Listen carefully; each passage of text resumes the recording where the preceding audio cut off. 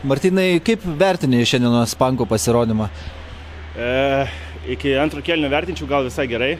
Parodėm, kad ir šiek tiek nukraujavę, galim vis tiek rodyti charakterį ir varžyti su komanda.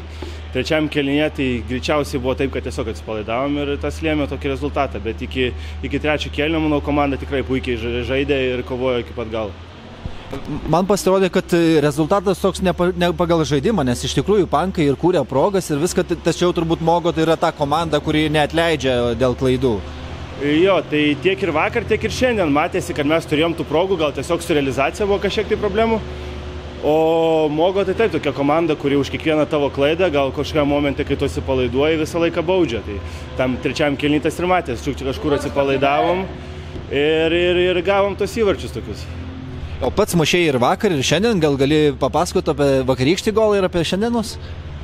Nežinau, čia visą sezoną, aš biškį šlubavau ir traumas ir visą kitą, bet nežinau, nieko nekeičiau savo rutinui, vis laik tą patį viską dariau. Gavau biškį daugiau pasitikėjimų iš trenerio pakėlę žaisti pirmose ir antrose varžybose, tai tokį biškį moralinį būstą gavau ir gal dėl to taip atsitiko tie 2 įvarčiai. Ir dabar lauks ateinančios rungtynės prieš Rygos ledo ritulio mokyklą, kurios tikrai svarbios ir čia laimėjote abi varžybas, bet jos nebuvo tokios lengvos, nepaisant rezultato.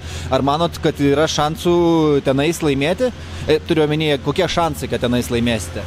Tai šansai yra aišku visą laiką dideli.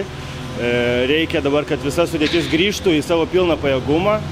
Ir važiuosim tenai tik tai pergalės imti. Manau, kad čia yra dabar vienintelis tikslas, svarbiausios sezonos varžybos, visi tai supranta.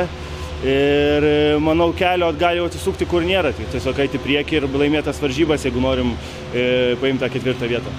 Ačiū. Ačiū.